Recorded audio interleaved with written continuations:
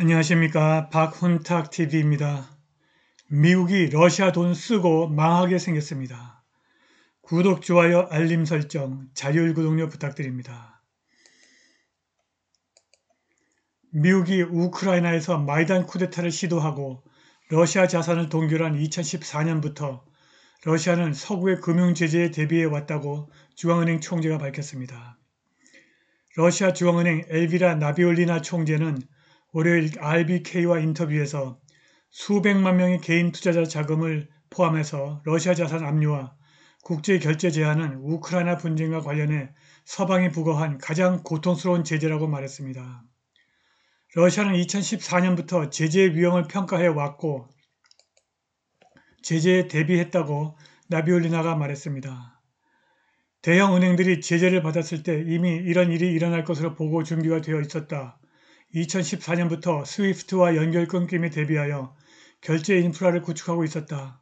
우리는 준비금을 다양화하고 위안화와 금의 비중을 늘렸다라고 중앙은행 총재가 인터뷰에서 말했습니다.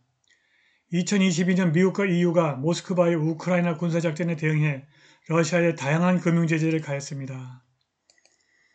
스위프트 은행 간 메시징 시스템에서 러시아 은행의 연결을 끊었고 러시아의 달러 부채 상환을 금지했고 해외에 보관된 러시아 자산을 동결했고 비자와 마스터카드에서 러시아 퇴출이 포함되었습니다. 제재 조치로 인해 러시아는 달러와 유로로 국제거래를 수행하는 능력을 사실상 박탈당했습니다. 우리는 금융부문과 관련된 대부분의 과제에 대응할 수 있었으나 국경 간 결제 등 아직 완전히 해결되지 않은 문제가 있다.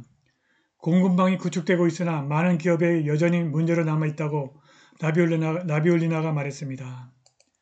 서방의 러시아 자산 동결은 전 세계 중앙은행들에게 매우 부정적인 신호로 작용했습니다. 제재 대상이 아닌 수백만 명의 사람들의 자산이 동결되었습니다. 이것은 매우 고통스러운 문제라고 나비올리나가 덧붙였습니다. 2022년 우크라이나 분쟁이 시작된 이후 러시아 중앙은행 자산총 약 2,600억 유로, 2,850억 달러가 G7 국가, EU 및 호주에 동결되어 있고 대부분의 준비금은 유럽에 보관되어 있습니다. 게다가 약 500만 명의 러시아 개인 투자자들의 국제금융기관 계좌가 동결되어 있는데 지난해 7월 개인 투자자 포트폴리오 동결 증권 가치는 34억 달러에 이릅니다. 노벨상 수상 경제학자이자 예일대 교수 로버트 실러는 일요일 이탈리아 매체 라 레푸블리카와 인터뷰에서 서방이 동결된 러시아 자산을 우크라이나 지원을 위해 몰수한다면 기축통화로서 달러의 지위가 위태로워질 것이라고 말했습니다. 실러에 따르면 자산압수는 글로벌 커뮤니티, 특히 러시아처럼 저축을 달러로 전환하여 신뢰할 수 있는 미국의 손에 맡기는 국가들에게 미국 통화에 대한 의심의 근거를 제공하게 될 것입니다. 미국이 동결된 러시아 자산을 멋대로 전용해버리면 미 국채에 대한 글로벌 수요가 붕괴한다는 것입니다. 이것은 달러 패권의 붕괴를 의미합니다. 만일 미국이 오늘 러시아에게 이런 짓을 한다면 내일은 누구에게나 이런 짓을 할 수 있습니다. 이는 달러의 후광을 파괴하고 러시아는 물론 중국에서부터 개발도상국에 이르기까지 많은 사람들이 점점 더 자신있게 기대하고 있는 달러화 해체를 향한 첫걸음이 될 것이라고 실러가 경고했습니다. 밥 실러는 이번 사건이 우크라이나에서 일어나고 있는 일이 대리전이라는 점을 러시아 지도자들에게 확인시켜 줄 뿐만 아니라 역설적으로 미국과 서구 전체에 반하는 일이 될 수 있다고 설명했고 현재 달러가 지배하고 있는 경제 시스템에 대격변이 일어날 것이라고 예측했습니다. 실러는 금융시장, 금융혁신, 행동경제학, 거시경제학 및 부동산 분야의 연구로 유명합니다. 그는 2011년 블룸버그가 선정한 글로벌 금융 분야의 가장 영향력 있는 50인에 선정되었고 2013년에는 자산 가격에 대한 실증적인 분석으로 노벨 경제학상을 받았습니다. 유럽연합과 미국 그리고 그 동맹국들은 지난해 약 3천억 달러에 달하는 러시아 외환 보유액을 동결했고 지난주 보도에 따르면 미국이 서방 국가들을 우크라이나 분쟁의 피해 당사자로 인정하고 러시아 자산 몰수의 합법화를 원하는 것으로 알려졌습니다. 러시아는 자산의 동결과 자산 몰수를 불법으로 간주합니다. 드미트리 페스코프 크렘린궁 대변인은 지난주 기자들과 인터뷰에서 이 조치를 고려하는 모든 국가는 모스크바로부터 즉각적인 대응에 직면할 것이라는 점을 이해해야 한다고 경고했습니다. 데니스 만트로프 러시아 부총리 겸 산업통상부 장관은 스푸트니크와 인터뷰에서 2023년 러시아군 무기 생산 및 공급이 10배에서 12배 증가했다고 밝혔습니다.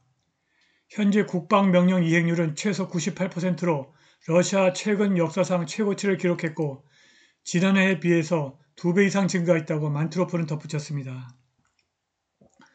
러시아는 현재 무기 생산에서 서구보다 앞서 있고 이러한 높은 속도를 유지할 계획이라고 만트로프가 강조했습니다. 러시아 부총리는 전자공학, 중저톤수 화학, 공작기계 제작, 항공 드론 산업도 2023년에 급격한 발전을 이루었다고 말했습니다. 만트로프는 러시아 산업통상부의 추정에 따르면 당국과 산하기관이 향후 3년 동안 주로 러시아 항공 드론을 8,500대 이상 주문할 것이라고 말했습니다. 세르게이 쇼이구 러시아 국방장관은 러시아군이 실전 조건에서 시험된 첨단 무기를 보유하고 있어 세계에서 가장 전투 준비가 잘 되어 있다고 말했습니다. 그는 우크라이나에서의 특수작전 경험을 통해서 러시아군이 적의 행동에 적절하고 신속하게 대응할 수 있는 능력을 보여주었다고 덧붙였습니다. 2023년은 나토의 값비싼 첨단 무기와 군사장비의 명성이 러시아의 무력에 부딪혀 무너진 해로 기억될 것입니다. 스푸트니크는 러시아와 미국의 주요 군사 전문가 5명에게 올해 러시아 무기 상위 5개를 꼽아달라고 요구했습니다. 토로 M2 방공 시스템이 적에 들어온 3분의 2를 파괴했습니다. 러시아 전쟁 영웅 루스템 클로포프는 러시아 전차병들이 T-92 미국산 아브람스 전차보다 우월하다고 평가한다고 전했습니다. 퇴역 미 공군 중령 카렌 크비타콥스키가 러시아의 무인 항공기 엑스윙 란셋의 위력을 인정했습니다. 서방 관찰자들은 모든 것을 탐색하고 추적하고 표적화하는 카모프 KA-52 알리게이터 공격 헬리콥터가 우크라이나 여름 반격을 차단했다고 인정했습니다. 세계 최초의 극초음속 공중 발사 미사일 킨잘은 미국의 방공 시스템으로도 요격이 불가능합니다. 미국이 러시아의 동결된 금융자산을 유용하고 달러 붕괴와 군사적 괴멸에 직면할 수 있습니다. 오늘 방송은 여기까지입니다. 감사합니다.